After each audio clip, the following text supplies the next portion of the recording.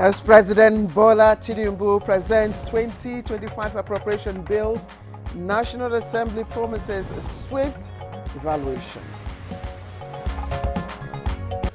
Our 2025 budget proposal is not just another statement on projected government revenue and expenditure. It is one that calls for action. Renewable energy resources gets boost with $750 million intervention from World Bank. This is also an integrated approach towards addressing the challenge facing the rural areas. An end to post-harvest losses in sight as federal government provides storage facilities to smallholder farmers.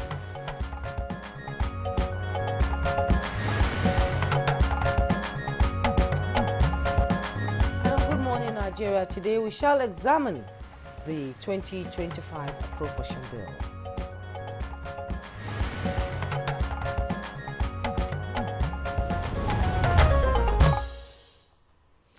All right, so finally, the 2025 appropriation bill has been presented to the National Assembly. It's called a collective blueprint or collective aspirations and a roadmap to growth. Now, many people believe this is not just a document of numbers, but actually a demonstration of commitment to shaping a prosperous and sustainable path. And of course, sometimes you hear, what's your value? Show me your budget and I'll tell you what you value.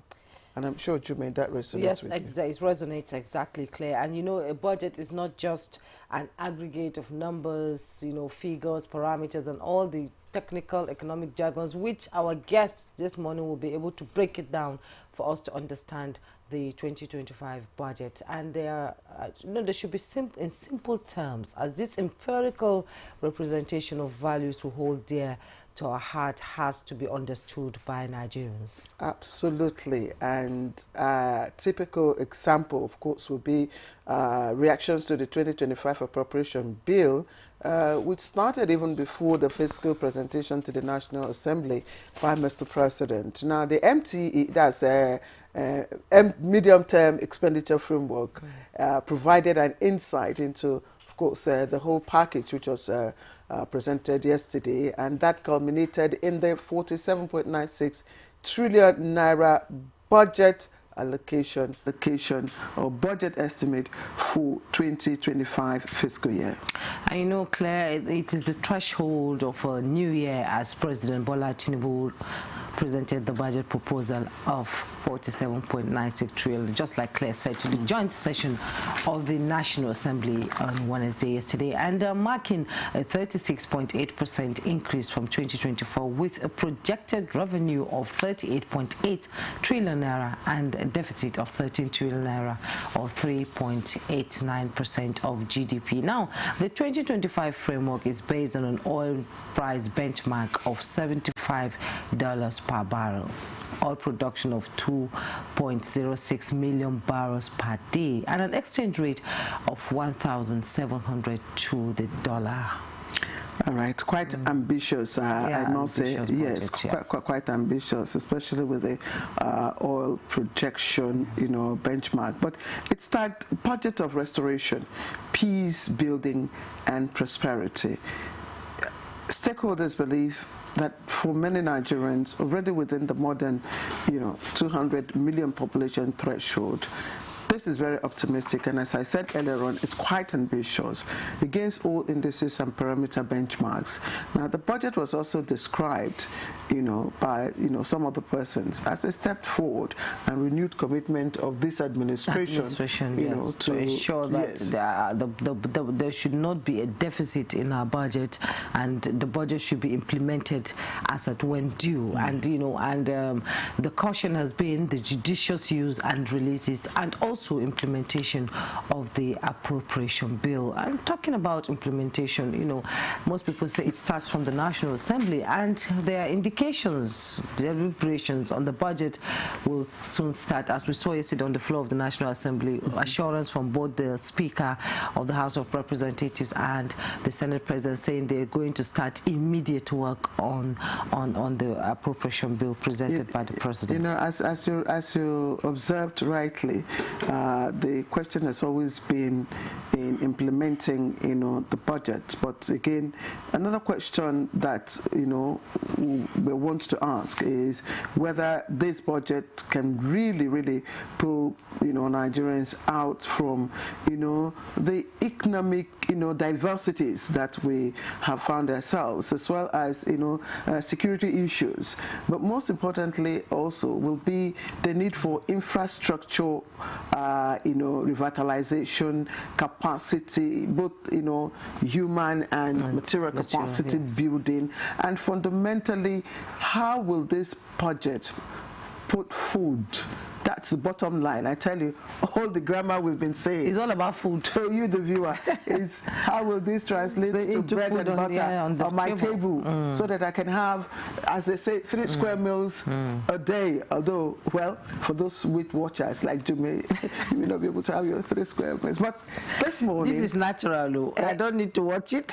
You don't need to watch it. I don't need to watch it. All right, of course. So this morning, we'll not be talking, you know, the jargon, to be looking deeper and matching figure, you know, to relatable item, and we'll have very quality guests to unbundle the 2025 appropriation bill for us.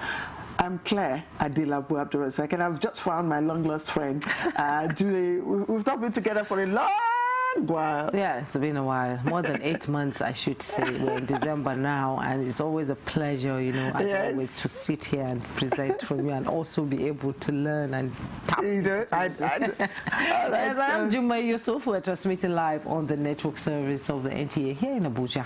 In the course of the program, the usual review, newspaper review, and of course the highlights of the morning news. And today, Dennis Adegunle is taking it. Hello, Dennis. Good morning. Good morning, Jumai and Claire. Good morning, Nigeria. Here is the morning news. President Bola Tinubu has reiterated federal government's resolve to remain on the critical path to the journey to strengthen the economy of Nigeria with an ambitious budget proposal of 47.9 trillion naira for the 2025 fiscal year. This was while presenting the budgets before a joint session of the National Assembly. The president said the numbers depict a bold and exciting story of government's direction to retool and revamp Nigeria's socio-economic fabric. Witnessed in year 2024 budget has led us into the 2025 budget. The goals of advancing national security, creating economic opportunities, investing in our youth population, infrastructure development, and national reorientation form the core of the year 2025 budget. I summon the unstoppable Nigerian spirit to lead us as we work to rebuild the fabric of our economic and existence. Meanwhile, the leadership of the National Assembly has assured the executive arm of government of swift evaluation of the 2025 appropriation bill. President of the Senate, Godswill Akpabio, and Speaker, House of Representatives Tajuddin Abbas gave the assurance during the joint session of the budget presentation. We commend you on your groundbreaking tax reform initiatives. Though misunderstood, but we will make sure that we listen to Nigerians and dot the I's and cross the T's to the satisfaction of all Nigerians and for the benefit of this country. We will not kill any reform that you bring forward that will change the future of this country. This is not merely your budget.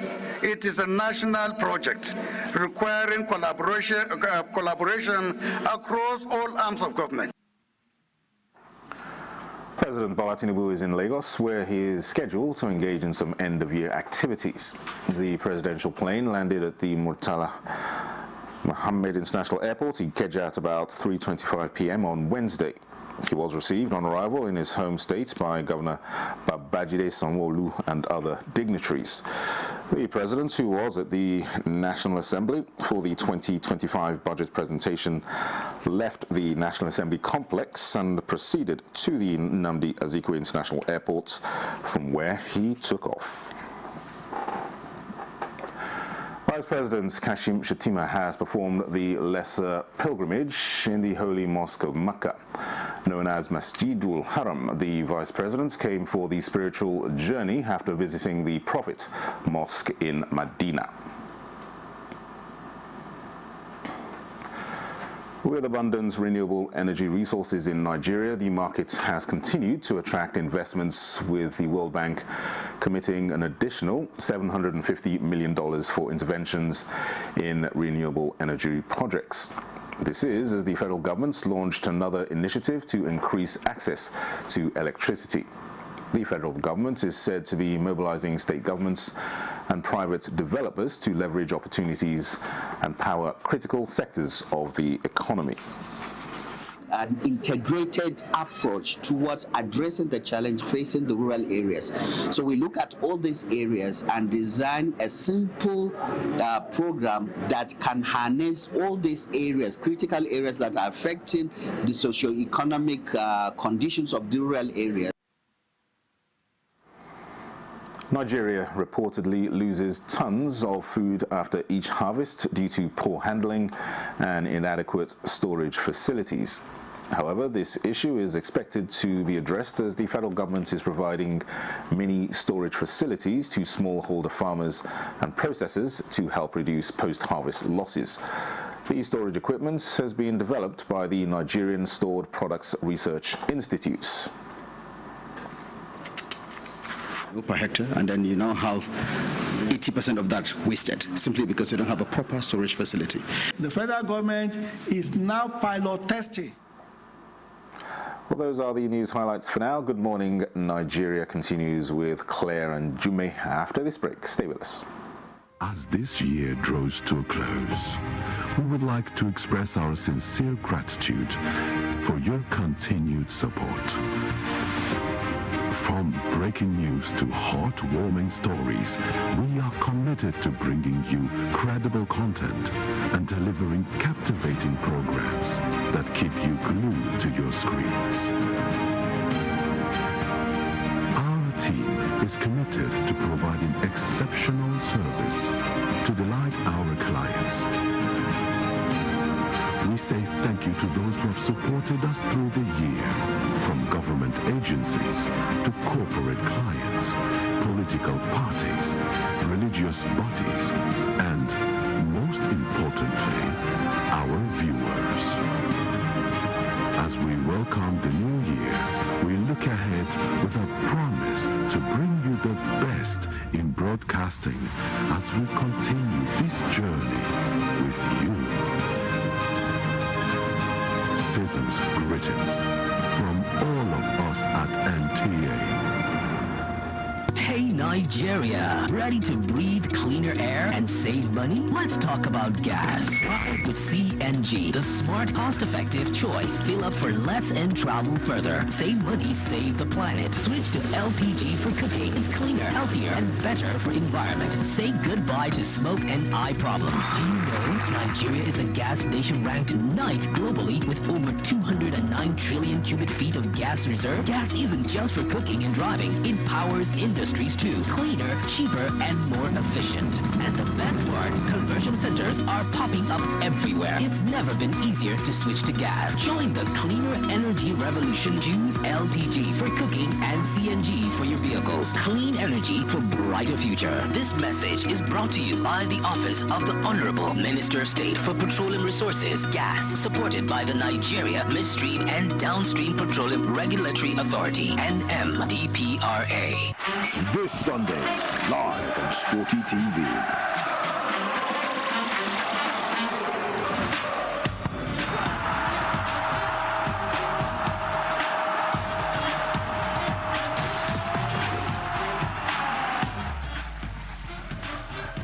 Leganes versus BRL. Watch live on Sporty TV. Brought to you by SportyBet. Play with champions.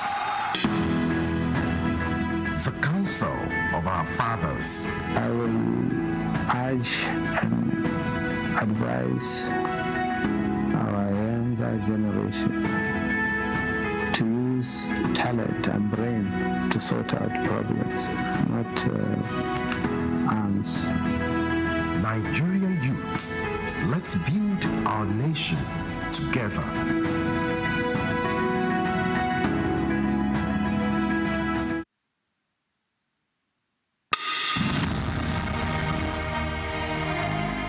You have to move from the point where you protect and defend your religion to a point where you also recognize the rights of the other person, of the other religion, and protect it. So if I am protecting my own territory and my own people and trying to emphasize their rights and protect their rights, I should also be thinking about how to protect the rights of the others. Both Islam and Christianity recognize and defer to God, and both recognize the temporariness of the life of this world, and that ultimately we all go back to God for the day of reckoning, when everybody will render an account of his life on this temporary abode.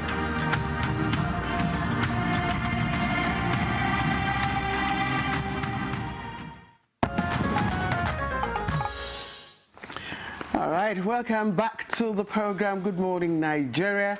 And this morning, Chukwudi Okoligwaja is in trouble, but he'll join us in a moment.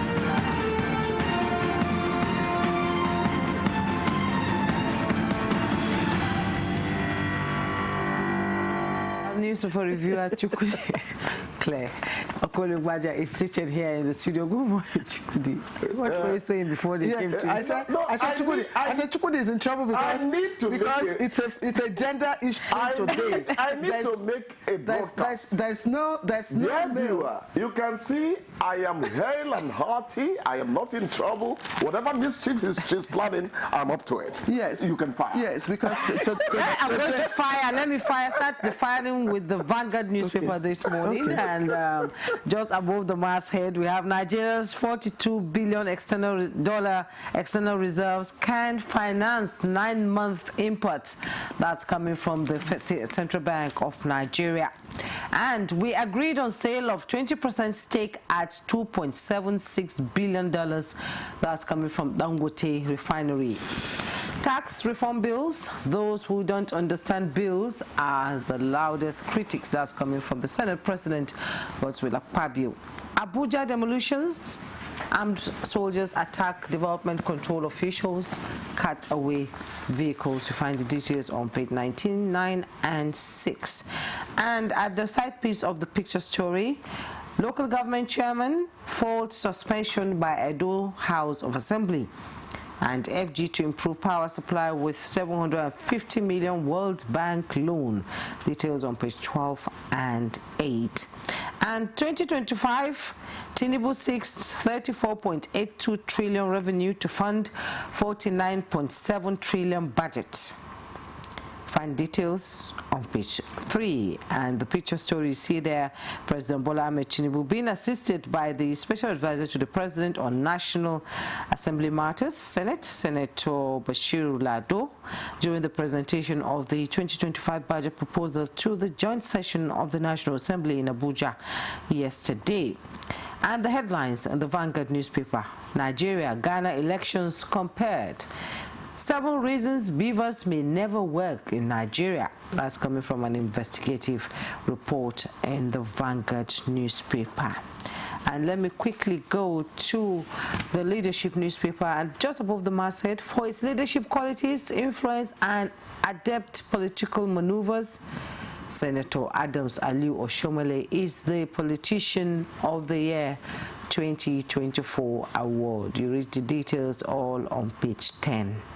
And below the masthead, 2025 budget, FGM marks 14.97 trillion for security orders, target 1,500 to 15% inflation rate, and National Assembly vows swift passage. Details on page 7. Northern women, others storm Kaduna for historic unity conference. You find details on page 40. Side piece of the picture story, FG to sell new oil wells in 2025. Details on page 45. Stampede, 32 die at Children Carnival in Oyo. Government arrest organizers. Details on page 42. Suspended Edo local government chairman vowed to remain in office. Details on page 44. Counterinsurgency, army wings, 22 pilots, technicians. You find details on page 39. And Yuletide, passengers groan as flight tickets to Southeast near 1 million naira. With riders, airlines charge 700k for Lagos Anambra return tickets. Travelers on Anambra Owerri Enugu routes shift to journey by road. Claire, 1 million. Okay, are you done? I'm done. All right. So let me also take a look at People's Daily. Yeah. And People's Daily, of course, is also leading with Tinubu presenting the appropriation bill to the National Assembly. They had some breakdowns there right in front, and that's the lead story. And the picture story is also accompanying that.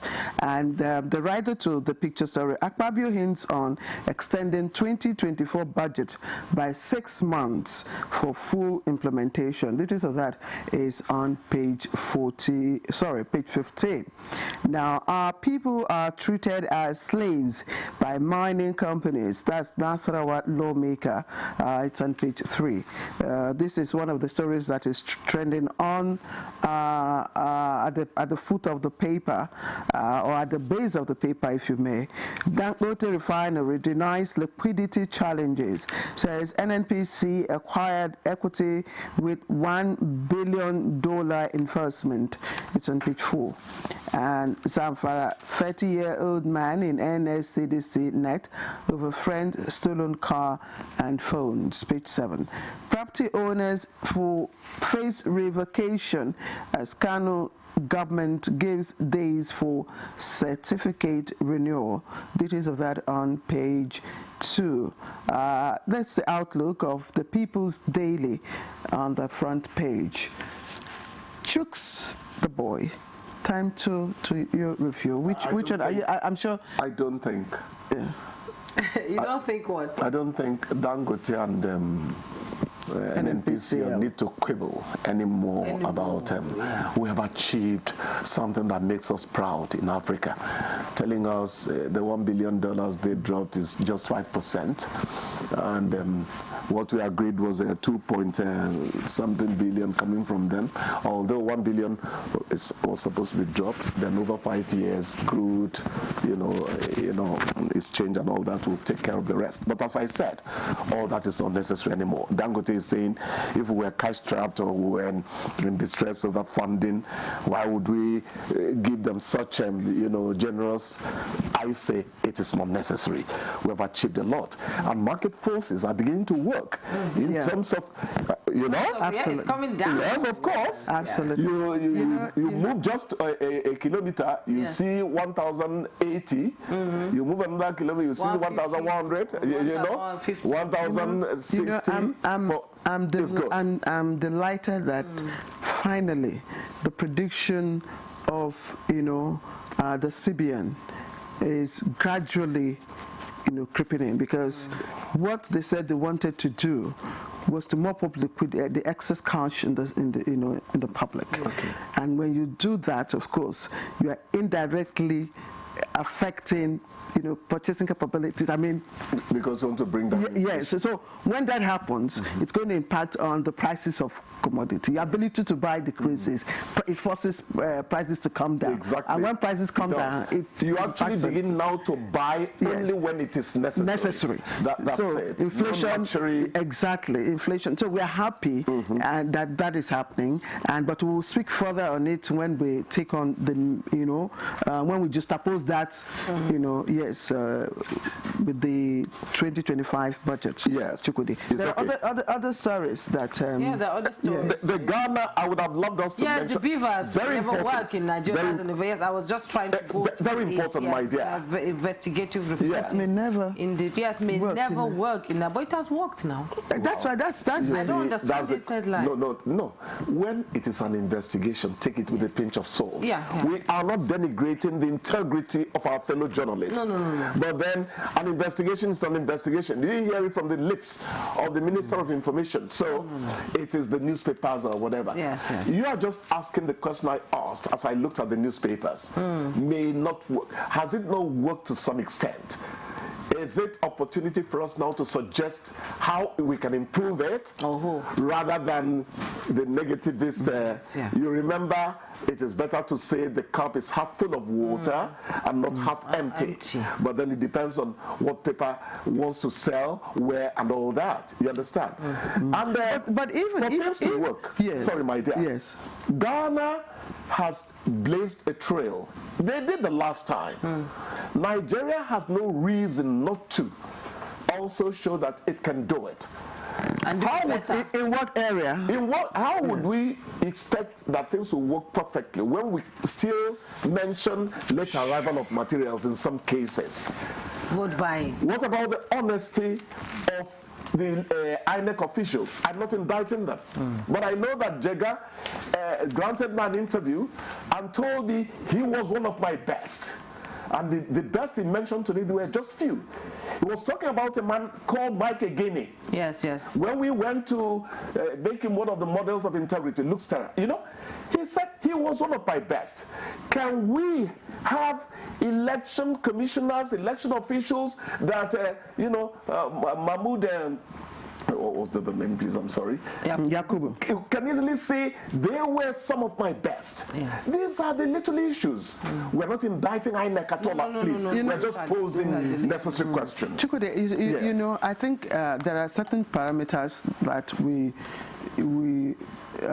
must be careful, you understand, in comparing Nigeria with Ghana. Which may not really be so. But in the area of the principle of zero game, seeing politics as, you know, a winner takes all. Yes. That is where we need to look at, because Ghana has shown that, look, this is, you know, a fair game. If you lose, I congratulate you and I take it in good faith. Took it. Yes, and I give you a handshake. Yes. No bickering. That is what we need to investigate and see what is it that is driving. Is it the transparency, or is it in the shared, you know, agreement on written patriotism in the Ghana project, or natural cynicism? Briefly, let me read something. You know, in the investigative report, they said electoral officers in Ghana are appointed based on merit and neutrality, ensuring that those overseeing the electoral process are not influenced by political affiliations. This reduces the likelihood of human interference in technological operations like the beavers. To be a little this is just one of the reasons here. How they also talked about Vanguard investigation, talked about how Afari Gyan, chairman of Ghana's Electoral Commission, served with integrity from 1993 to 2015. Yes. Can you see where it's all going? We are not indicting. And Jega is saying that people. Nigeria owes him a lot. Of course, yes. Let's we have 1 minute to go. Let's talk about this statement by the Senate President. Yes, tax reform bills. yes. Those who don't understand bills are the largest critics. And it reminds me of what my friend said to me one day, Chukudi. I know you talk a lot, but at least try to understand what I'm talking about before you take a stance. Yes. I don't know what I'm going to do next. I just You know what I want to say to that is, if they don't understand it, how do you explain it to them to understand? That is the reason they need to. Exactly. That's why Nigerians need You more. understand? Exactly. NT has been doing what the best they can to explain these bills to Nigerians. Yes. Because they don't understand They don't understand, so they need to understand the tax reform. So we shouldn't. Okay, Chooks. On that, we need to understand it, including you. Yes, including you, so yes. that sometimes you know that man you call your enemy could actually be your first lover. Yes. So, Understand Chukidi, him yes. first. On that note, we thank you so much for. Bye. Are you kicking him out? I'm not kidding. I'm telling him to wash your way out. We'll take a break. Chukudi, let's usher you out. We'll take a break now. When we return, our conversation on the 2025 appropriation bill presented to the Senate by President Bola Ahmed Tinubu yesterday will be in focus. Don't go away.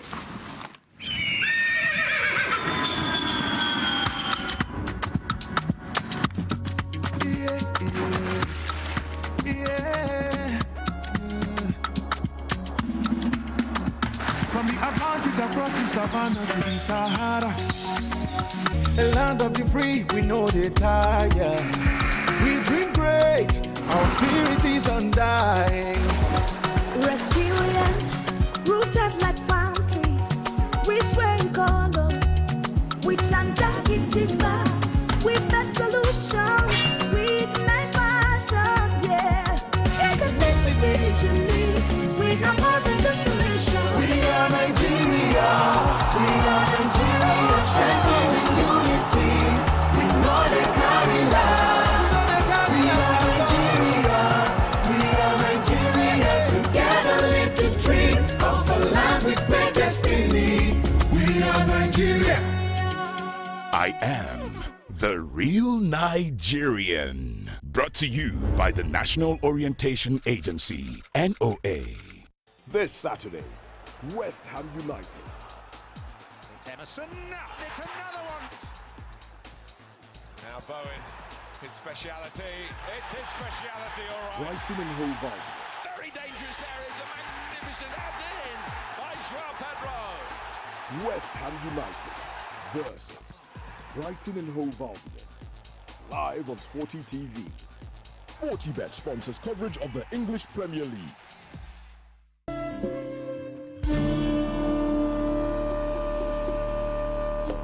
I think Amaka should just move out of the house.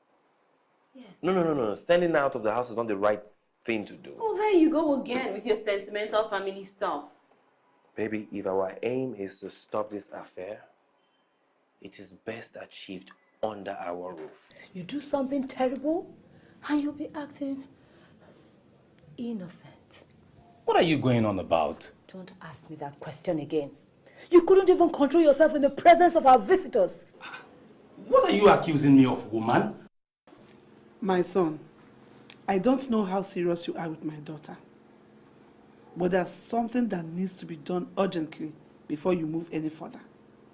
Anything, just anything, just say it. I'm ready to do anything. There is a spell that needs to be removed. A spell? Family forever. The story of our lives.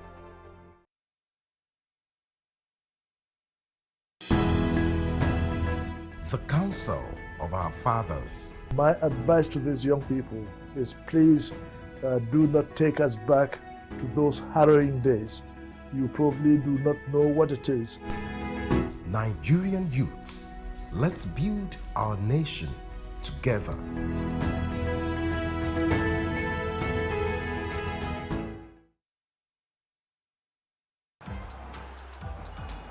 This Saturday, Bayer Leverkusen.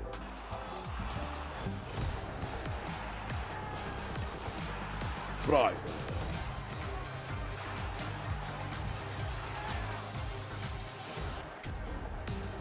Watch live Bayer Leverkusen. versus Freiburg on Sporty TV. Sporty Bet sponsors coverage of the German Bundesliga. The federal government of Nigeria warns vandals of national assets, electricity transmission towers, cables and other facilities to desist from this act of sabotage.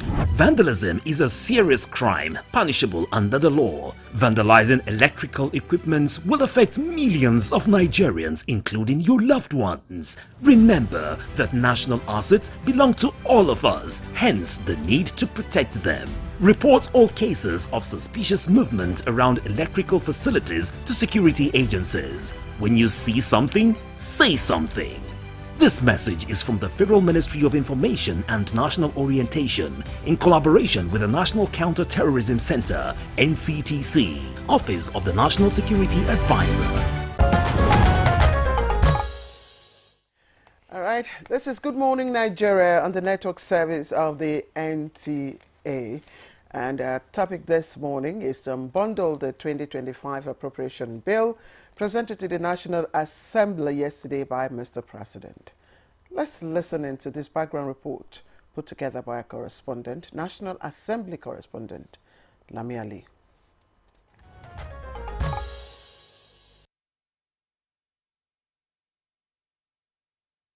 Fellow Nigerians, our 2025 budget proposal is not just another statement on projected government revenue and expenditure.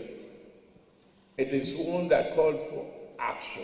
Codenamed Budget of Restoration, Securing Peace and Rebuilding Prosperity, the 2025 budget proposal is anchored on a philosophy of restoring macroeconomic stability, fostering inclusive growth, employment and poverty reduction, as well as promoting equitable income distribution and human capital developments. The President, Bola Ahmed Tinubu, asserts that it reflects his administration's strategic priorities as it continues the journey of renewed hope, which commenced 18 months ago. The improvement we have witnessed in year 2024 budget has led us into the 2025 budget. The goals of advancing national security, creating economic opportunities, investing in our youth population, infrastructure development, and national reorientation form the core of the year 2025 budget. But more than that, this will lay a solid foundation for a Nigerian's future growth trajectory. I summon the unstoppable Nigerian spirit to lead us as we work to rebuild the fabric of our economic and existence. The 2025 proposed expenditure of 47.9 trillion naira with 34.8 trillion naira of targeted revenue is ambitious, says President Tinubu, who expresses strong belief that together Nigerians can change the narrative. Our foreign reserves now stand at nearly $42 billion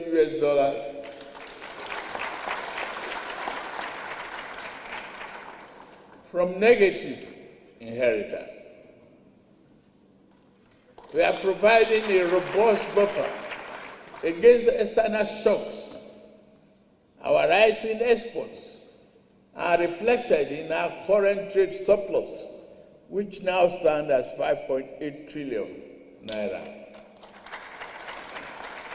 The challenge of insecurity as existential threat demands action as it cripples vital sectors, which is why, in addition to support to farmers, huge amounts have been allocated to defense, infrastructure, health and education.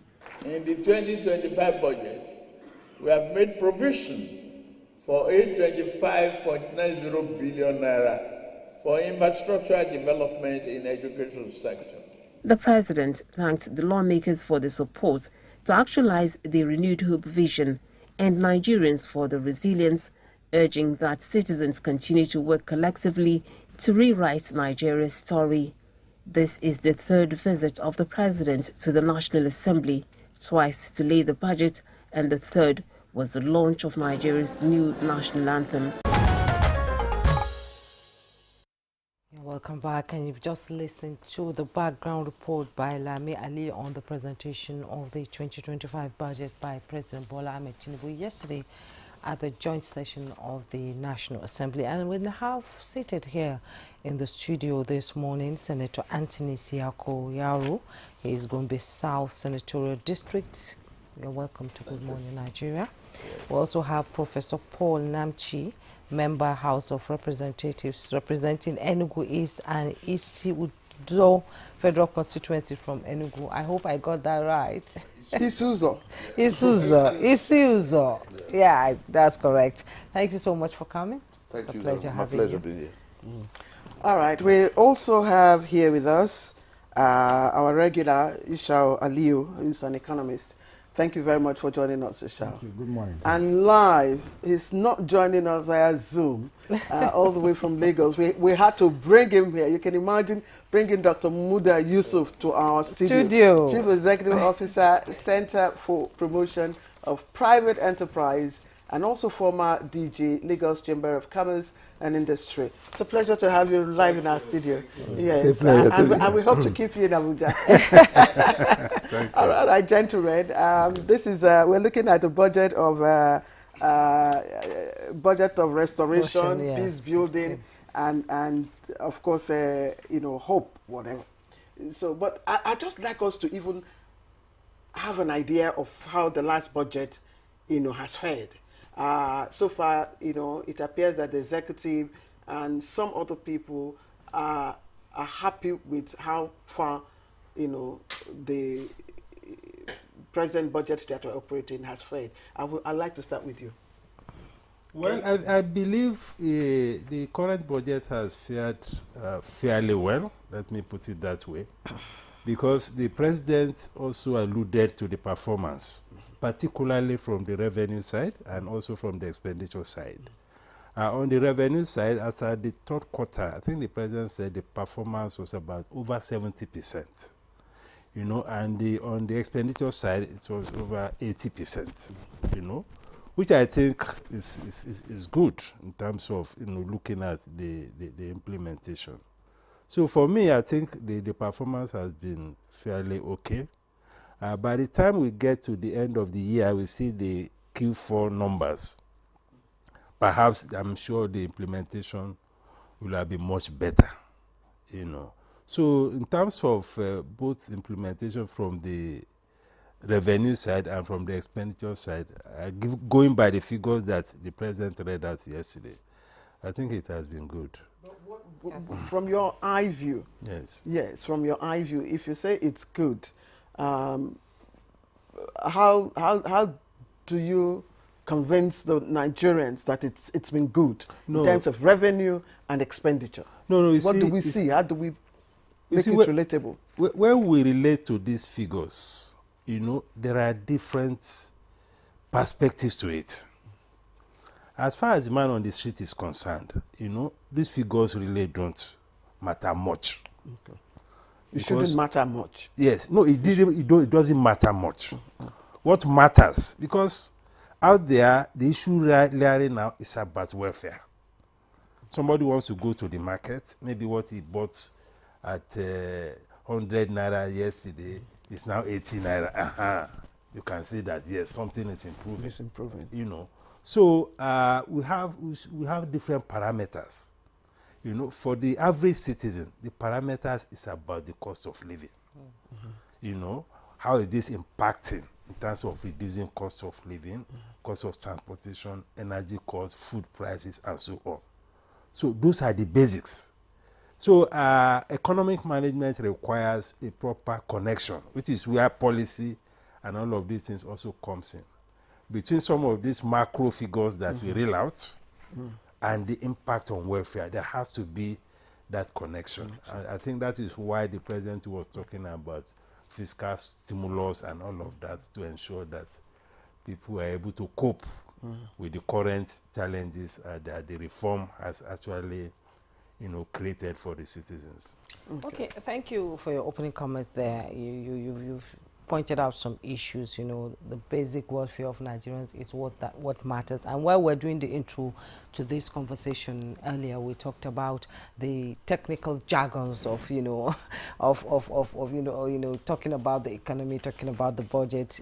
Most Nigerians watched the presentation of the budget yesterday, and I'm sure they will be watching this program now to be able to listen to the breakdown of the budget itself, so that they can understand, like the Senate President said, you know, understanding the reform bills, you know, you need to understand it before you criticize it. Let's bring in, before we go out, we reach out to the National Assembly members, our regular here, Yushau Aliu, as an economist. Did the budget meet your expectation? Fairly. Okay. Looking at the title, remember the National Assembly has extended the last fund of 2024 budget, which is budget of renewed hope. Now budget of restoration. Budget means differently to government and citizens. For government, it has binded by law under fiscal responsibility to make sure that they attend to revenue generation and expenditure. These are critical. If there is no any revenue projection, there won't be budget. But the content of the budget matters to the government, matters to the citizen.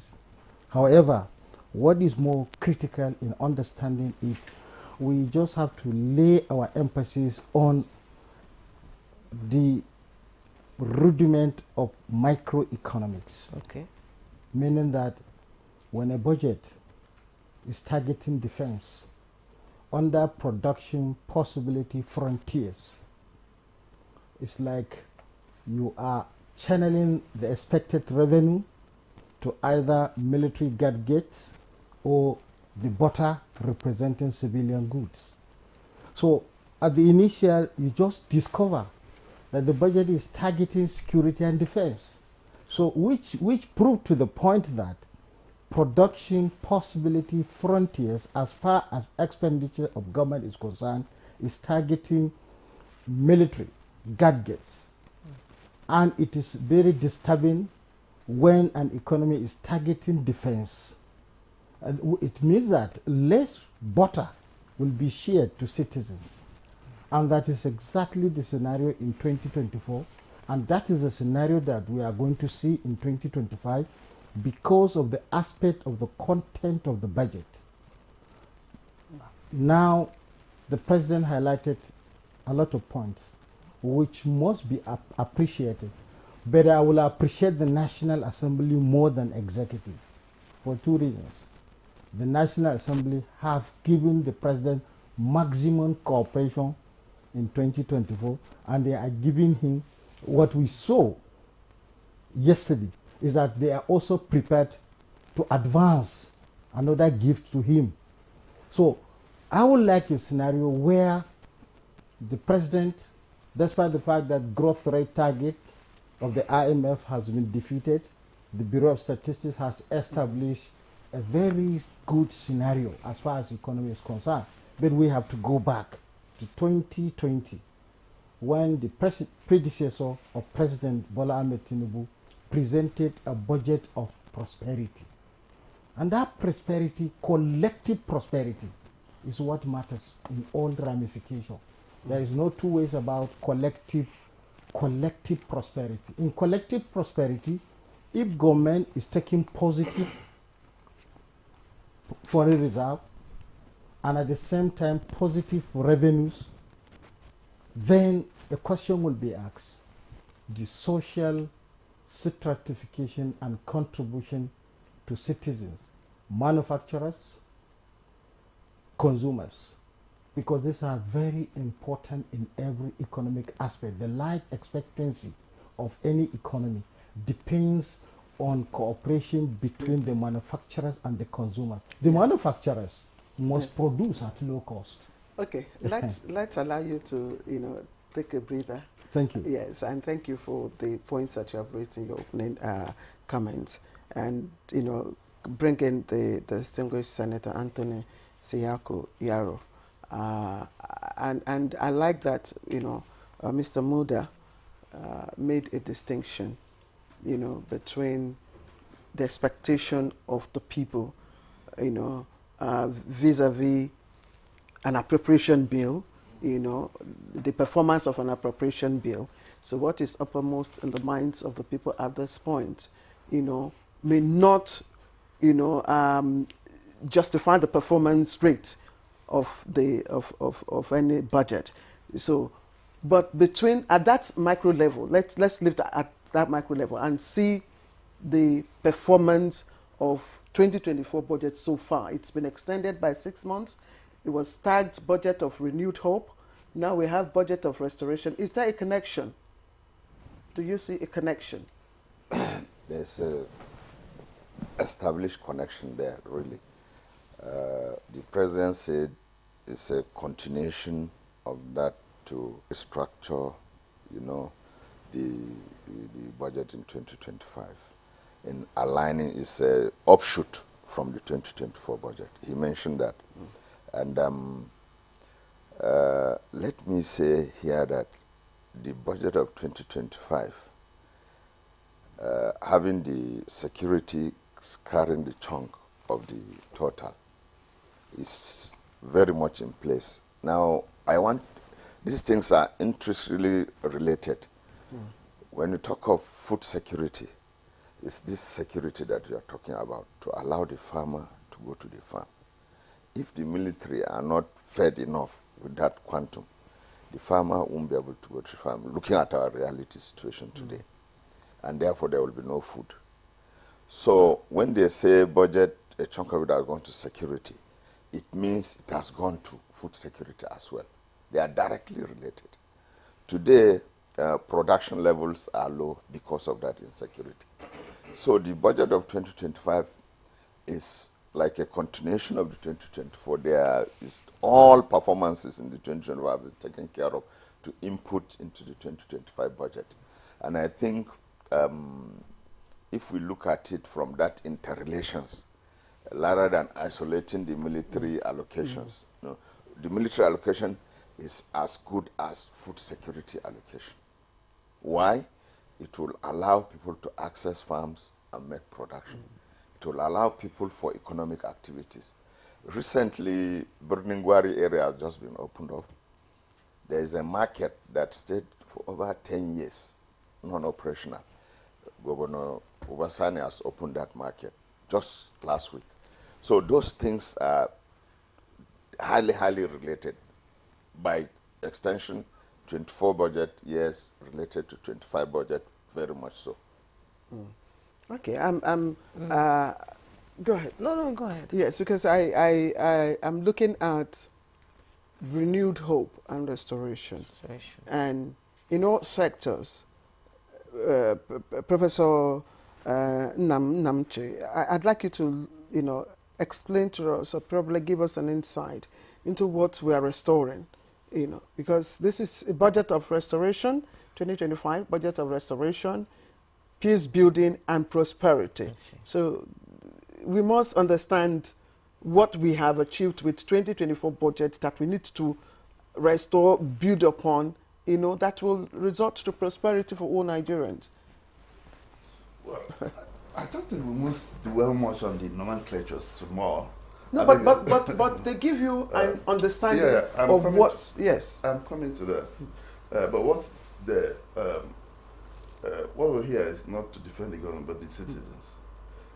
What is it? Well, the last year's one was a renewed hope, and today we're restoring the hope according to the president's nomenclature. But if you look at the citizens, in the long run, the president seems to be taking some bold step. However, it's very clear to everybody. But I don't think the citizens have felt the impact a lot. But I will also point one thing out. In the country, when he says the budget towards security has been increased, what one expects to do, I think part of the restoration Nigerians will be looking at is where they are free, where they can go to their farms, where people can do their business without fear, of any insecurity. I could tell you that those in the politics, you can't divorce economists from politics. You can't divorce people's prosperity from politics. So when the people are faring well, the government are happy or something, and the people are happy. One, people can, if you can't, the remote causes of our problem is that insecurity has caused food shortage. So when one has expended a lot of spending a lot of money on insecurity or to curb insecurity, you are at the same time trying to provide food. You are at the same time trying to provide infrastructure. You are at the same time trying to provide enabling environment for manufacturing. You are trying to provide enabling environment for even foreign direct investments. This is the way we look at it. Then you leave now and come to those allocations of data. Do they match what the citizens want? Sometimes, most often it's not. But what you look at is the long term. Where is this going to? Is it moving towards what the people maybe the butter, according to my friend here? Is it moving towards butter for the citizens or not? And that's left to be seen. On the part of National Assembly, this is the first reading of the budget. None of us have seen much about the budget, so we expect. And I also think the National Assembly are poised. By the way, the reaction is all from everybody's faces, are poised to do their best for the citizens, because all of us are elected by the people. No, you're not just points. You have been doing. You shall said so. We saw the level of synergy with you and the executive yesterday on the floor of the National Assembly. It was a lively session, and there was so much excitement there. I was watching it live, and yes. No, you wanted to say something. Yes, I said that the Democrats demand. No, I didn't say it needs. Okay. Demands compromise. Yes. And in that case, the National Assembly, when you see them doing that, if all of us want to go home happily and the people are happy, and your constituents, yes, are happy. If they are not happy, you won't go home. You won't even clap them. Yeah. So sometimes maybe there's that it must connote certain things at home. It must connote that there's some improvements maybe taking place one way. However, what is there? The taste of the pudding is in the eating. So we're looking forward to seeing the budget properly. Okay, thank you. Let's bring in Dr. Muda Yusuf into the conversation. We know the core, agenda of the Renewed Hope agenda is the livelihoods of Nigerians. And I want you to tell us, in your opinion, how would this budget, in a way, stem galloping inflation that we've been seeing across, in 2024, and replace the regime of palliative? That's what Nigerians are asking, with a sustainable and enduring policy there. Now, first of all, let me make this point up front. Okay. There is a tendency to feel that the federal government budget can solve all problems. We are in a federation. And the federal government is managing about half of the resources. The local governments and the state governments are managing the other half. So I think we also need to manage expectations as far as these things are concerned. Yes, the federal government has a bigger role in the area of things like defense, which is why, one aligns very well with, the fact that the defense has been given that kind of allocation, particularly given the context in which we are operating and given the impact of insecurity on the economy. That was properly amplified by the distinguished senator. So that is one. Now, when you talk about policy, because budget is about appropriation, and sometimes even in business, the policy environment, the regulatory environment impact more on businesses than this appropriation. Appropriation is good, but how far can it go? Because when you look at the size of the budget vis-a-vis the gaps in the economy, it's really nothing much. So we need to manage expectations. I know that the subnationals have a big role to play at the sectoral level. We are talking about agriculture. The federal government cannot fix all the agricultural issues. We are talking about rural roads. We are talking about even education. We are talking about health. The subnationals have to bring something to the table. So each time we have this conversation, it is important to bring this issue to the table, to know that, to let people know that these issues, it's a responsibility of both the federal, the states, and the local government, so that you manage the expectation and don't expect that what the president has presented will solve all the problems. We need to demand accountability from the states and from the local government, especially now that even the local governments are getting allocations directly, because the rural economy is very critical to what we are talking about. Yeah, when you say directly, I like to put it in quotes, directly, because we know we've been hearing some, skirmishes between governors and local government chairmen. But the fact that they will be held accountable, I want you to talk about this. They will be held accountable by the people. Would that sort of reduce the burden on the federal government, on the center itself? No, not necessarily reducing the burden, but it's also ensuring that people take responsibility. And citizens also understand that the resources of this country are in the custody of the federal government, the state government, and the local governments. So that when we are talking about things not working well, let us demand accountability across all levels. Okay, Muda, that is very key. Yes, you mentioned, you talked about expectation. Yes. For this to work properly and work for us and work for the country, the expectations matter. Let's look at the expectations in terms of parameters that have, that will drive the 2025 budget. And we're looking at expectations from an inflationary rate of, 35 or 34 point something to 15% in 2025. Hopefully. A production capacity rate of 1 point something to 2.6 million barrels. And we are also looking at the exchange rate of 1,500 from. Yeah. So is it reasonable? Yeah. Is it realistic? You shall. Let me start with you again. No, can you also clear the air on, is it 1,500 or 1,700? Because we see a disparity. No, it's 1.5. Okay. Because yesterday I had 1.5 and the papers today are saying 1.7. No, it's 1.7. It's 1.7 now, but the expectation is 1.5. Yes. You shall. I think. Are they realistic?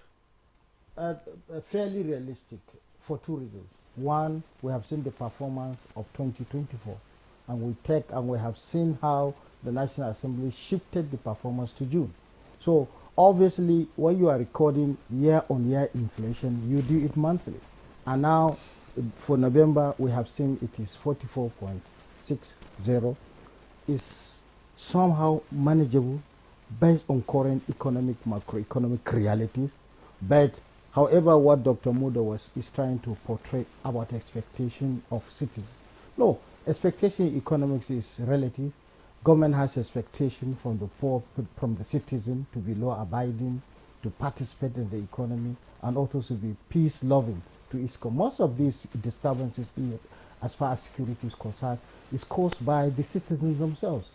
And they are pushing what ought to have gone to them as butter to go to military gadgets. And that's why there is need for stakeholders to devise a means of communicating to people to understand the relativity. Not in a situation, let me just put to you, this week in one of our meetings at the Institute of Professional Economic and Policy Management, I have brought an idea which Dr. Muda is trying to stress. Instead of us to concentrate looking at the federal government budget, which under exclusive legislative list is to take care of security, we are not expecting that behavior in budget of the state, for instance. We are expecting the state budget system not to, because constitutionally security is measured by the executive. And the state also has bundles of opportunity to study their locality. Bindungwari is my state. So sorry, Kaduna State is my state. So I'm familiar with the economic peace and production that is taking place in northern Kaduna. Do you understand? where you produce a large bundles of goods that is helping not only the state but the nation at large. But I still want you to speak on why you think we cannot achieve 15% inflationary rate. It cannot be brought down, despite what we have. Yes. Dr. Muda specifically spelled out that it's not the budget itself, but the policy measures on ground. You cannot increase NPR. I don't want to be speaking on that every day, but it is obvious. Now, let me put it to you. We are in December. There's cash crunch. There's no liquidity. The inflation is going up. So if you resort to using we have not seen the inflation. We have not seen the rate for December. For December. Yes. But what I'm trying to stress, what I am trying to stress is a point. There is cash crunch. There is no liquidity. Central bank uses a lot of alternative aggregate to slow down, for instance, the liquidity from the economy. But in November output, we have seen, even with that scarcity, inflation has increased. So it's not obviously the role of monetary policy to be adjusting NPR. That NPR invariably increases interest rate. And there is no way you stop a manufacturer who produces at an increased interest rate to reduce prices. And now also the contention on the economy is that we need to find out why is that food inflation is always hitting when we are investing so much to produce sufficiency. And that sufficiency, where is it? Now, the question which I always relatively try to explain, for policy measures to be more inclined, you need to understand the numbers. If you don't understand the numbers of consumers categorized in an economy, you cannot assume the sufficiency level at which prices will be stable. Food production is good. Food distribution is good. But the greatest security on food security is not the production, it's not the supply, but the price at which consumers afford. Oh, so yes, let's bring in Senator Yaro into this conversation. You are there representing your people from the grassroots, your constituency. Let's talk about the key priority areas of this budget: health, agriculture, security, and all that. How will it impact, if you're to go home now and explain to your constituency the budget of the 2025 budget presented by President Bola Ahmed Tinubu? How will you explain to them? How will it impact the common man in your constituency? How will he feel it? How will it impact the priority areas: security, health, education? Because we know these are areas that need to be talked about. Thank you. No, Doctor mentioned it, that the subnationals need to be up and doing, and it's very key. The reforms that are currently going on, tax, the local government autonomy and all that, are geared towards our locals feeling it directly. Now, to implement that, I think implementation is always our backbone in this country, to be honest. Now, the policies are there, rightfully churned out to implement to the letter. That's why. So we need that patriotism. Like Dr. Isha also said, the citizens, we should expect something from them. So now if I get to my constituents, I tell them, yes, federal government is doing this targeted at your own improvement. You also need to come up from your own side. For example, when you go to other countries where rule of law, I mean, citizens act according to law, you don't need to waste money doing so many things that crops up from the irresponsibility in courts of citizens or them not following the law. All those monies will go there instead of going to their own welfare. So citizens are also expected, you know, to really be on one page with the federal government, with the state government, with the local government. Now, our constituents, just last week in my constituency, I had an attack. These had us running over some villages and this thing. So now, so many resources will now have to be channeled towards that. Security. If these others had not done that, that same money will go to developmental issues. So our people, our constituents, is to educate them about their own responsibility, just like Dr. Muda said. Now, lead by example is a very key area.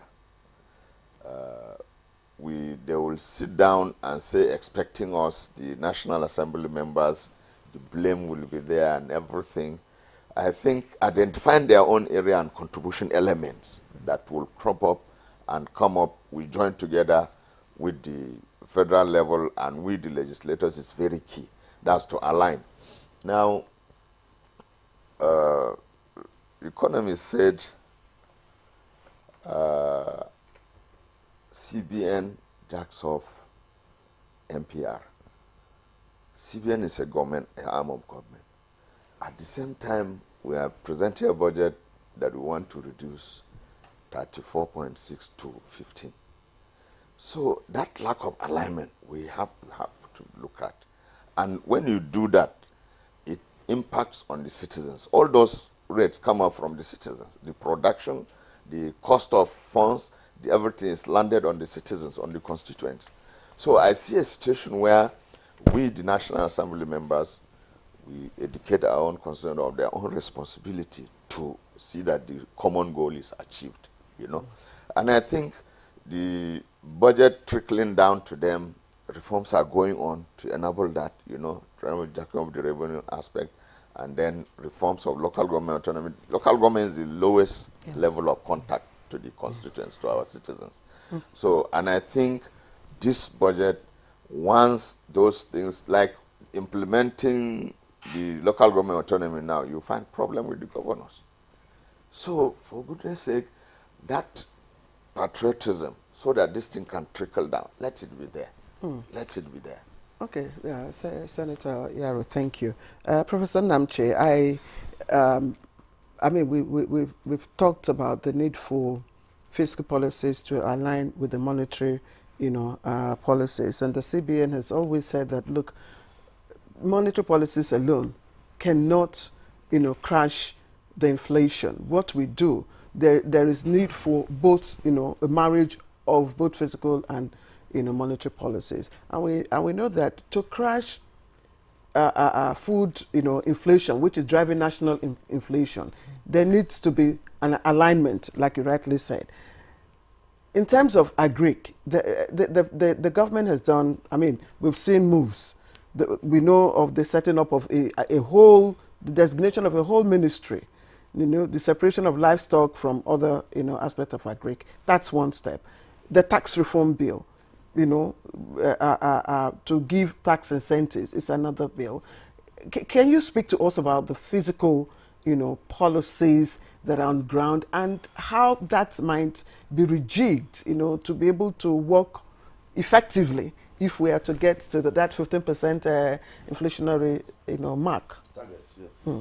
Well, if you look at the monetary policy today and the fiscal policy, just like the senator said, they seem to be non-aligned. There seems to be some gap. Because you cannot be saying, you cannot be increasing interest rates on monthly basis. One would have expected, okay, inflation would have gone down. You increase interest rate and then you give tax incentive.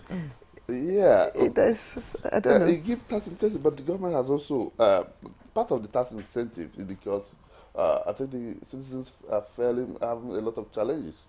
So I understand that. But that monetary policy and the fiscal policy must align.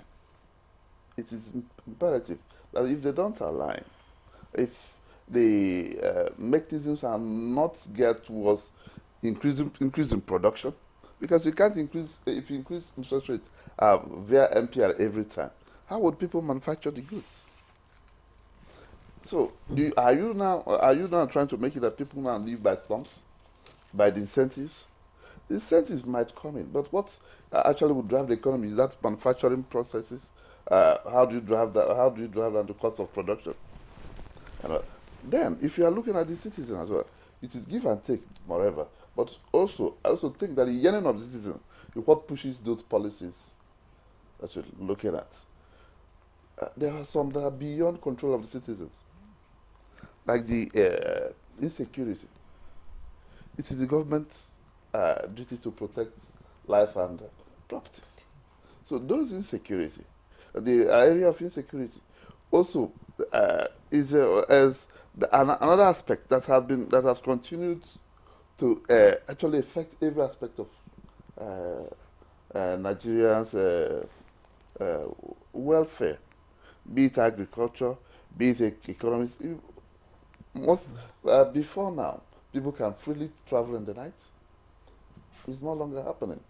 All these things weigh down on the citizens, weigh down the impact of government policies on the people, because they cannot trickle down. Most of the government policies are seen as not being trickled down. That's why the expectations are always very high. And during budget presentations, the executive will come and present budget, and every person aligns because, well, we are popularizing the budget with this what we are doing, and the people are expecting. Oh, there's much expectation, but it's not out of place that people are expecting much from the government. I will also, like Dr. Moda said, it's not out of place that people are enthusiastic about it. But as you can also educate them that the state has also a role to play. And the local governments. And the local government has also a role to play. But since, for some time now, the local government has become a glorified, let's say, salary payer. That's it. You don't see the impact on the ground. So if every aspect of government's impact are noticeable, I think in the whole, it will become whole government approach, and I think the citizens will fare better. Some governments are stuck by insecurity. How do we get out of this? The federal government must actually, the area which the budget which they have actually allotted to defense is not out of place, because a lot of local governments are under insurgency. You must return those people away, return those local government back. And this is the military infrastructure. We are experiencing a lot of economic challenges in the country today. We must all accept that. So sometimes bad time demands difficult policies. So I was even expecting, hoping that you would talk about, because I looked at the first three on the top list. Agriculture is not even there. I don't know what number agric is. I would expect that agric. I don't know, Dr. Muda. Yes, agric is after targeted fiscal yes. policy and funding, capacity in the agric sector to bring down inflation. Now, first of all, let me talk about this fiscal and monetary policy coordination, because that is very important. Because when we talk about the economy, that's what you call macroeconomic stability. That is very key. It talks about how you ensure that inflation is low, how you ensure that interest rate is low, and all of these things have a lot to do with what is also happening on the fiscal side. Because sometimes, in fact, many times, when these budgets are being, prepared, there is this tendency to overload the budget because there is so much demand. Generally, from the legislators, from the executive, and before you know it, you begin to build a budget that you cannot fund. Yes. And before you know it, begin to create a problem of debt. Now, our debt now is getting to levels that are very, very troubling. We are talking about a debt now of about 134 trillion naira. Our debt to GDP now is crossing about 50%. We used to be around 2023. Fiscal deficit is growing. We used to be at a very comfortable rate. Yes. Now, those things have implications for exchange rates. They have implications for inflation. That is why sometimes when the CBN governor is crying that there should be coordination, it's about moderating the expenditure, moderating the deficit, moderating money supply growth. Money supply now is about 107 trillion naira. So these things have very serious macroeconomic effects. Let us spend money as much as possible to match whatever revenue we have. so that we don't overheat the economy. I understand the anxiety or the desire to spend so much to please this and please that. But we must do that within the framework of our fiscal sustainability. Those things are critical even for monetary policy. So that it reduces the challenge that monetary authorities face in trying to moderate inflation. Because they will tell you that their core responsibility as central bank is price stability. And the only instruments they have are all this MPR, cash reserve ratio, and they have been pushing it to levels that the businesses can no longer even take credit from the banks. But if you look at our projected growth rates, yes, for 2024, and the growth rate itself, and then you hear the figure the president quoted in our reserve, isn't that an indication of a driving fiscal policy? No. You see, the issues that matter most here, I'm talking about the fiscal deficit. I'm talking about the debt. I mean, look at the debt service component in the budget. Over 15 trillion. Even all this critical sector that you are talking about, the budget provision put together, it's not up to the debt service components. 15 trillion is a lot of money. If you take 15 trillion out of this budget, how much is left? And this debt servicing, most times, is first line charge. You have to take it out first before you deal with any other thing. So these things create problem of fiscal sustainability. So it is good to talk about GDP growth, but for goodness sake, if you go and talk to a manufacturer, or you are talking to the man on the street, you don't. When you talk about GDP growth, they will just ask you what exactly. Yes, what do you mean? What do you mean? That's why we're talking about. That's why we talk about the technical jargons of the finance, of the economy that people need to understand. Let me bring in Yusha and go into this conversation now. Yusha Aliu, sorry, I seem to mix them there too. Yeah, I seem to mix them and same name. The whole world, Nigeria as well. Yes, Nigeria is the biggest economy in Africa. The world is watching.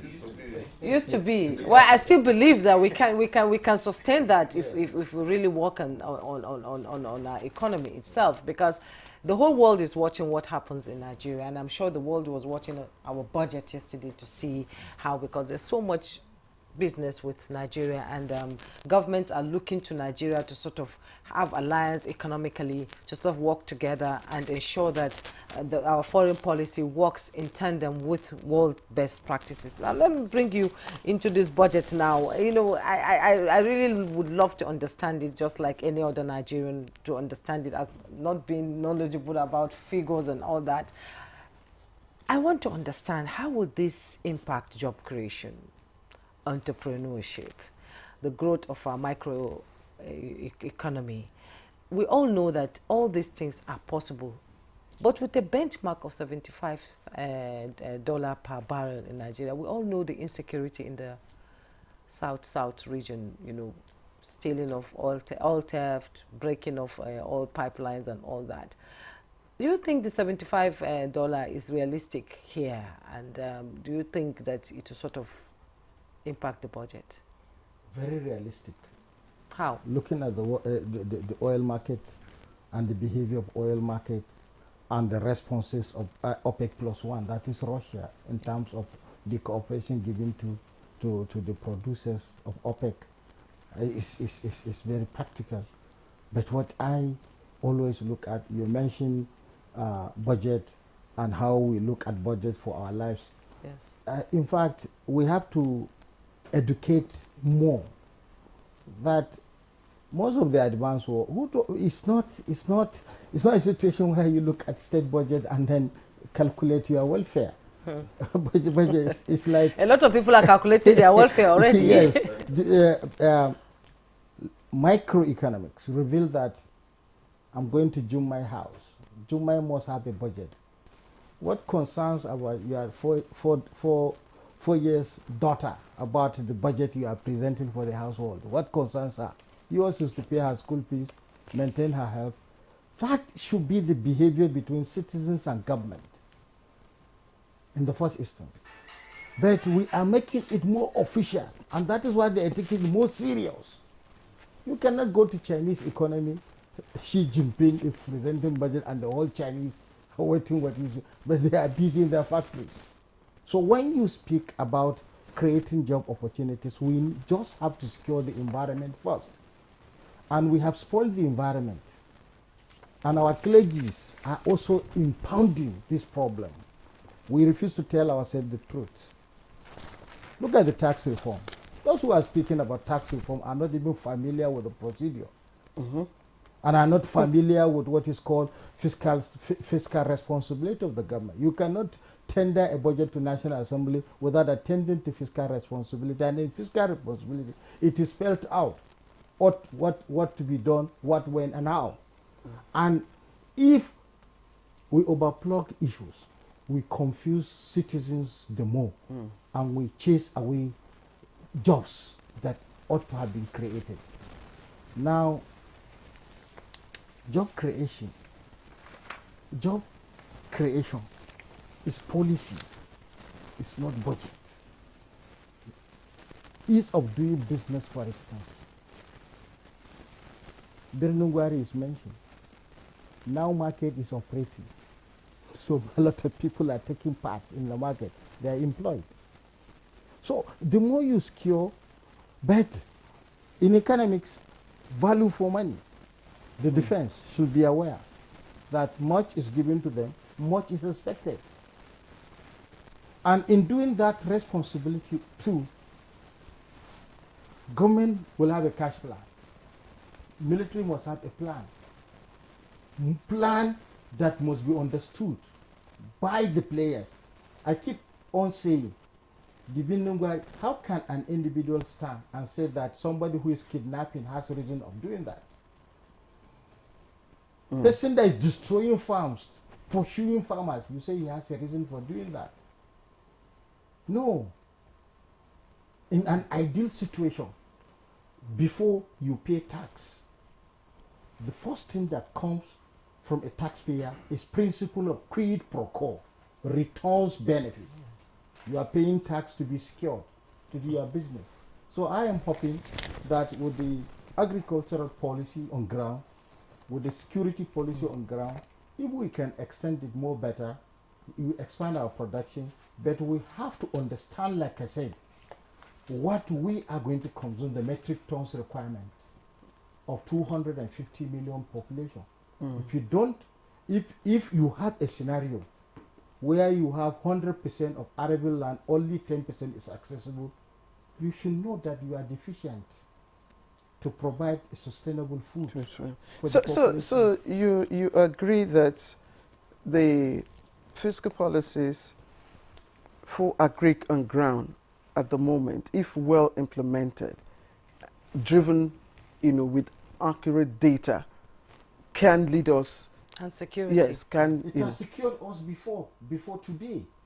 These fiscal responsibilities, the alignment between monetary and fiscal policies is very cogent in all economies. You can apply it from the household. Your monetary policy and your fiscal policy, your sources of income. But what is more important, relatively, people are not discussing it at all. I am not a fan of increasing value added tax beyond 10%. Because an average consumer, the income is considered, the income grouping. How much are you earning? And what are the bundles of goods you are taking? Our Nigeria in the 60s is not the same Nigeria of today, because nearly in all communities they produce what we eat, but now we eat Indomie. Yeah, but we've also heard that Nigeria is one of the countries with the least tax in the world. Yes, and it's better for administration. Let me tell you. But if I don't know what I mean. This is still in the public discourse. It's still being discussed. But let Senator Yaro also. Time for a break. We're going for also a break. speak. Yeah. I would like you to speak on another aspect, that will also help drive this 2025 budget, and that will be on the oil, production benchmark. But please just hold it. When we come back, we'll introduce the question. You're watching Good Morning Nigeria. Let's take a break.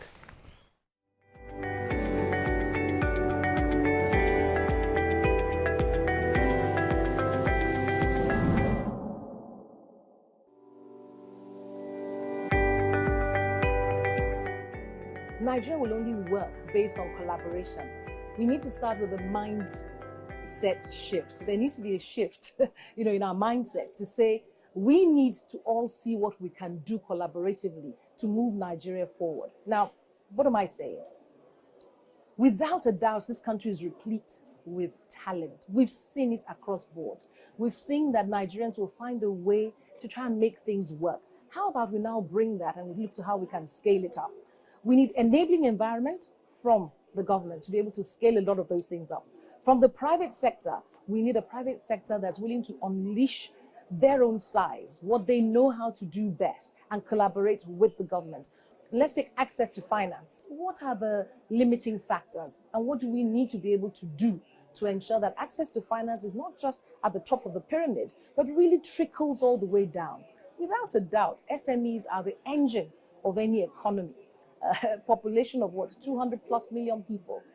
We need to find people who will be job creators, not everybody looking to apply for jobs. Some people must create the jobs. I'm particularly enthused at what I see as the young talent in Nigeria, of which there's so many of them. I'm enthused at what I see them doing. They get up and they decide, we will create the jobs. They're creating new markets. They're creating new sectors for us. Now, what does the federal government need to do? Simply enable that and then give them room to run. Applaud when it's working. There are times perhaps when we must look at concessions to say, well, this is the intent. This is what we're trying to achieve. What do we need to put in place to help them? We will need to buy some time, without a doubt, to be able to see the reforms, bear fruit. And I'm very optimistic about Nigeria. I remain extremely optimistic about Nigeria. People talk about the Japa syndrome. Well, I Japa'd and I Japada'd. No, I didn't actually Japa, but I worked abroad and I came back. There are many stories that abound of people who worked abroad.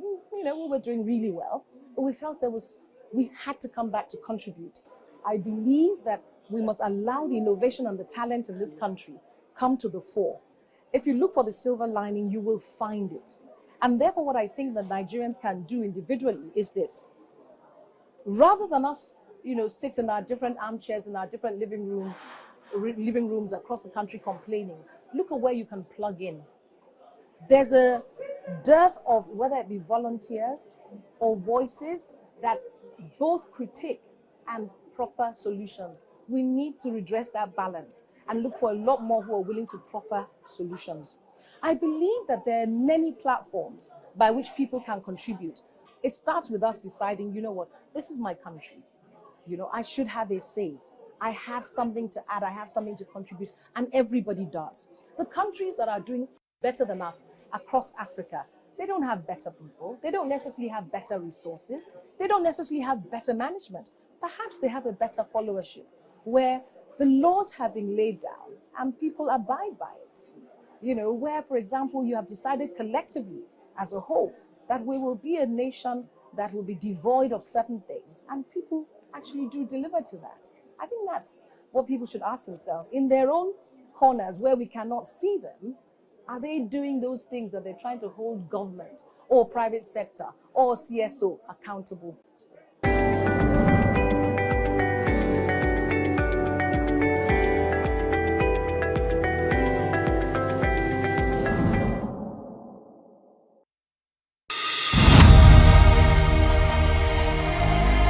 You have to move from the point where you protect and defend your religion to a point where you also recognize the rights of the other person, of the other religion, and protect it.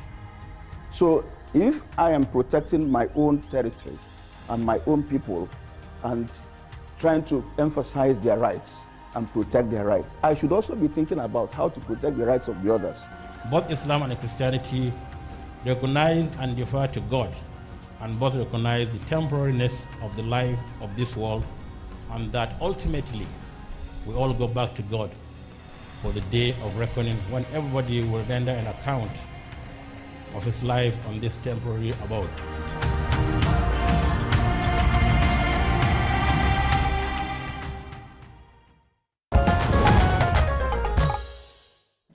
You're still watching Good Morning Nigeria, and the conversation is getting quite interesting, Claire. You were asking the senator a question earlier before we went on that break. Can he get to? Did you get the question actually? Yes. Okay. Yes, I mean, we are doing 1.5 or thereabout, and we expect that by next year, 2025, yes, we will do 2.06 million barrels production per day. That's quite ambitious. Agreed, it's ambitious, no doubt about it. Even the two things are clearly ambitious in this budget: the interest rate bringing down from 34.6 to 15. And then inflation, yes. Inflation rate, then the oil production level. Now, but usually these things are tied together. This infrastructure and security that you are seeing is meant to address that oil production level. Security in the Niger Delta. There must have been projections made how to areas of leaking areas that reduce our production levels that are being identified, you know, bunkering, illegal bunkering, and the rest. Now, though it may look ambitious, that's to attain it may be an Herculean task. But I think if those security issues are implemented to the letter, and I'm sure it's an outcome of a study, the security system must have said we'll be able to close this leaking point, this leaking point, this leaking point, and therefore the production will be ramped to this level. It's the National Assembly. I'm glad Prof is from the House of Reps, and you also. Is it likely that the National Assembly will? I know you are going to look at this bill again. Is it likely that you rejig, you know, some of these parameters? No, normally that's our area. That's where we have our powers to sit on and look at it, but we've not started. What is realistic for you? No, realistic for me is implementing the security. No, in terms of capacity, in terms of production capacity, what will production? The oil is there on the ground. Yes, we are doing 1.5 now. Yes. What can we do between now and next year? So there are areas of leakages already identified. Illegal bunkering, then insecurity that will not allow the oil companies to be going there every day. I will be staying that long to bring out the oil. So if you attend to those areas, the secret is in implementing that security to the letter and giving enabling environment for the production. Okay. And I think once that is taken care of, we can get there. But I admit that, yes, it's ambitious, but normally I used to tell my son that go get, if I want him to get 90%, I would say go and try and aim at 99. Yes, of course, that's a good one. Dr. Muda, yes. He shined away from Turkey. Okay, yes. I think it's not overly ambitious. Because I would say, well, from the Navy committees and others, we'll find out that actually Nigeria is doing 1.8 today because of improved security in the creeks. 1.8? Is that what we're doing? Yeah, 1.8 as of last month. So I believe that increasing it by maybe about 20, 25, it shouldn't be, it shouldn't be something unrealistic. Yes. The people in the military, the naval officers and in the creeks area have been really performing. So I would think that the utmost aim is that for the production to also continue to increase, not to decrease. So if we get it right, we should be able to have a good projection that this is where we're getting to this year. But the Port Harcourt refinery also working. So there's a lot of areas we can project. Now, when Nigeria's consumption increase, you have also you're reducing also the importation fuel importation plan. That's a very good outlook for the coming year. Okay. And we should also see that I think the government is not overly ambitious about that by the turnouts coming from the Niger Delta area now in terms of oil production and security situation. You haven't actually been hearing a lot of these pipeline vandals. It's no longer a daily scenario as it used to be. So that is. Dr. Muda is not smiling. He's not smiling, Dr. Muda. Well, maybe I should learn to smile more. You know, but the issue is that there are still a lot of challenges, you know, which are beyond appropriation. And just as Doctor said, the policy and business environment issues are as important as the appropriation. The budget doesn't really address those issues. So that is why I think that as we progress with this is an appropriation issue. We have discussed the issue of the macroeconomic environment, but we should be discussing also policy issues, regulatory issues, because the private sector is under pressure. Seriously. Pressure from the foreign exchange side, pressure from the energy side, pressure from regulatory authorities, pressure from even the trade policy. If you look at the cost of import now, it's extremely very high. And all of these things are feeding into inflation. We have discussed issues severally about this exchange rate for the computation of import duty.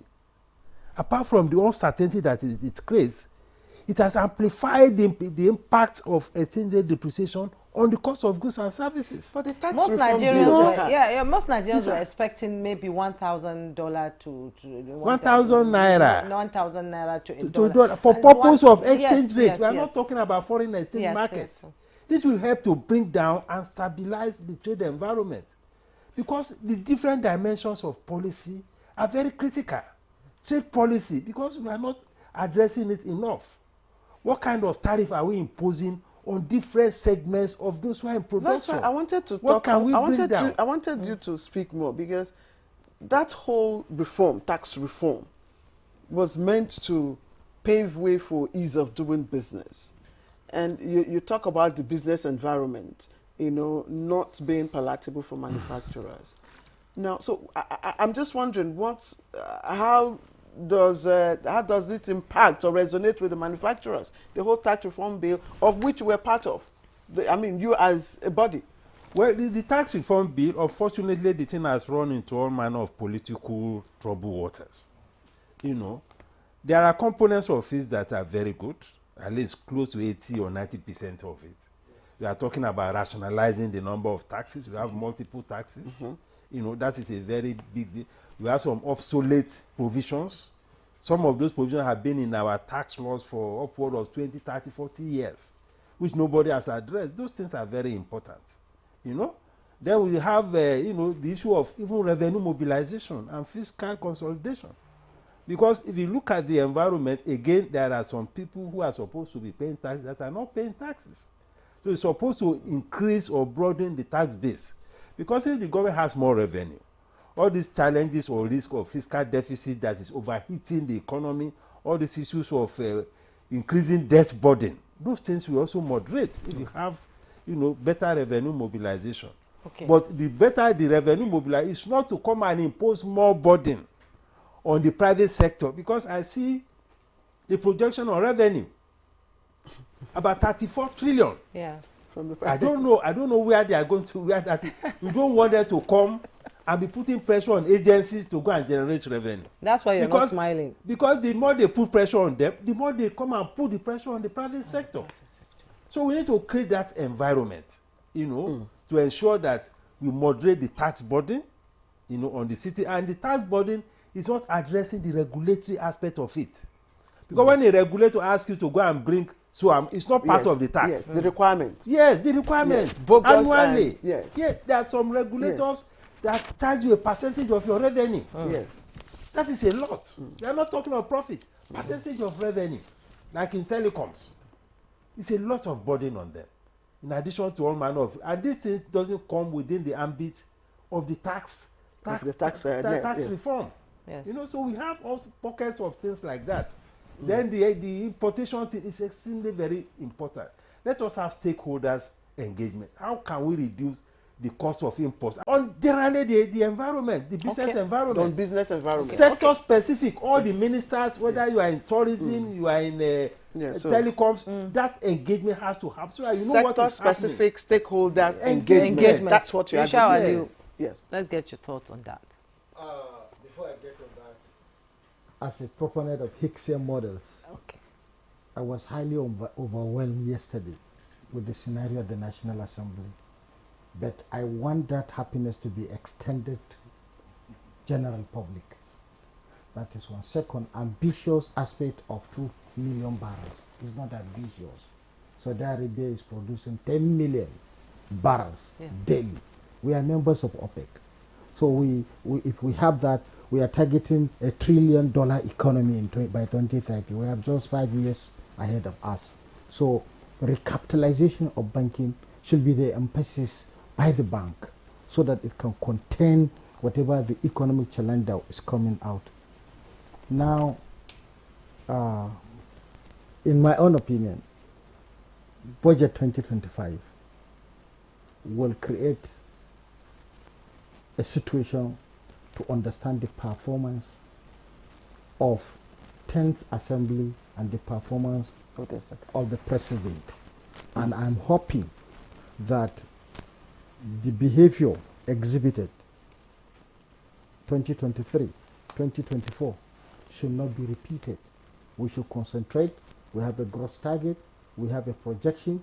And if we can concentrate on it diligently and we achieve above 80, 90, it's going to be very beneficial to the economy. And to Nigerians. Thank you. Okay, Senator, let's talk about something that, you know, when we were watching the budget, as you know, so they are so happy because they are going to pad the budget. You know, that yes, when we were watching with my sisters, they are celebrating because it's a cancer, it's a monster. How do we tame it? Budget padding. In reality, quote me any day, there's nothing like budget padding. What people tend to look at as budget padding is the adjustments we make to reality on what the executive presented. Simplicity. That's what people take as budget. For example, now if we tinker with the price of oil, crude oil, 75, we say no, 75 is not related to making 73 because of some factors. We have professionals in our system. No, we but that have is not, consultants. Senator, that is not padding. No, That is not the padding. No, what I'm giving an padding example. people are talking about. But that is not this is the adjustment. The padding is in the breakdown, in the financial breakdown and because and we may see when a we different reduce figure that at the rate, end it will of the change the figures now. It will change the figures. You understand what she's talking about. Yes. But let's quickly look at it. Wait. No, let him explain, please. I really want him to answer that question. Let him explain it, please. Now, Please, the executive will bring that budget. We'll look at it. We make adjustments according to what reality you have on ground. For example, you say 2 million barrels per day is ambitious, this. Then we say, okay, because of A, B, and C, why not 1.9? And that will change the Naira figure. The total, what will... Obviously. Thank you. Then sometimes we also think out allocations to here, make it here is more important today than yesterday and all that. That's what people tend to interpret as padding. But that's our job. The executive will not bring something to go look like a I want Prof to reply to that. Sorry, please. We can't drag this. Yes, we're rounding up the conversation. I want us to quickly look at health, which is another sector, you know, that got a lion's share. Since the return of democracy, the health sector has seen progressive, you know, financial budgetary attention. Now, what's your evaluation of the 2.48 trillion allocated to health sector for infrastructure and for the basic healthcare development fund? Thank you. Yesterday I saw how we were in the chamber. I saw how the Minister of Health clapped when it came to health portion. He was very happy, obviously, but all those things is implementation. Everything boils down to implementation. Health is wealth. Health is how the citizens will be healthy to attend to all other issues, whether security, whether agri. If you are sick, you can't go to the farm. You know, so health is very central. And now, in the health sector, there are so many bilateral, multilateral funds that come into that system. Grants. I don't think, apart from Minister of Agri, there's any other minister that get grants externally like the health. Yes. You know, global this, Bill Gates Foundation this and that. When you compute those one and add to that 2 point something, it's huge follow. So I believe, but even at the global level, yes, the benchmark is 15%. Even the Abuja Declaration is 15%, and we are not even doing. We are not near there. Yes. So the health experts are still complaining. Dr. Muda, they are saying, look, this is not enough. We have maternal health care. Statistics are growing. Family health care. You know, I mean, maternal mortality rather. You know, and all that. I also want to go back to the issue of attempting to federalize all issues. If you are talking of health, what is the subnational what are they bringing to the table? You can't expect the federal government to go and be fixing all hospitals or across the country. What are they doing with their own money? So this percentage you quoted, I don't know whether it is national budgets on health that is taken together what the federal is putting on the table, what the state government are putting on the table. Yes, 2.48 trillion. 2.48 trillion. No, what I'm saying, you are quoting a percentage, best practice. 15% benchmark. It's in Abuja Declaration, yes. 2001. Whether it is federal or whether it is for all the states together. Federal. But the important thing is that there are some critical areas that the subnationals need to complement whatever the federal government is doing. That is very critical. Because like health, like education, even agriculture, transportation, these are things that require a lot of support, a lot of subsidy, which the government has to bring to the table. Because when we talk about yes, first subsidy, that may be an issue. But we need subsidy in education. We need subsidy in health. We need subsidy in public transportation. Because the citizens are groaning. You can't leave the citizens for them to just be exposed fully to private sector providers in public transportation. Isn't the subnational having a lot of burden these days? They have the burden of paying increased workers' salary. But they are being backed by the federal government. They have the burden of letting go the local government. No. I think they need to be more accountable, quite frankly. They need to be more accountable. Yeah. Because this idea of looking up to the federal for everything, that mindset also needs to change. And that's the responsibility of the state assembly. Yes, but unfortunately, and the people as well. The state assemblies and the governors, they are, so nothing is happening. They are 5 and 6, like you say. Nothing is happening in terms of checks and balances. So the governor has everything. I want to ask you a question. You people made a promise that you start immediate work on the budget. How soon? Very soon. How soon? Today. You people say but I want to also make a bit of I think I have a different view in that of health. Okay. Because I came from the background of biomedical engineering. Okay. And I've stayed quite a lot overseas with that before coming back home. I think that most of the problem we'll have, both in the budgeting and others, is that most of the budgets we have, say health and education, are about importing things. They are not localizing things at all. Virtually this 2.8 trillion, maybe 2 trillion will go into importing one thing or the other. I was in Kenya where I represented the United Kingdom then as the researchers going for Neon Research Association. We go to Africa. I think the only African country that will be part of it is Kenya and Egypt. So while being there, we went into certain health manufacturing areas, and we saw some areas like where you can go to universities and you see them producing things for maternal cares and others. Yeah. They're growing the economy. 402 billion goes to healthcare infrastructure. Okay. And then 282.65 goes to the basic healthcare provision fund. Okay. So you look at those things. You cannot grow your economy with other people's children. Is that what you say?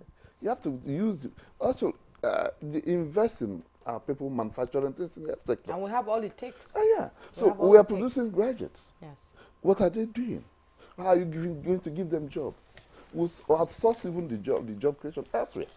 So I think that the health today, we must also look inwards in those aspects. Then, I think you asked me a different question. How swift? We're rounding up. Yeah. What's the question? You asked me a question. How fast? How swift? It will be. I think you just know that the last budget was 3 weeks. It was passed under tributes. I also think there's need for scrutiny. Okay. It was brought very late in the year.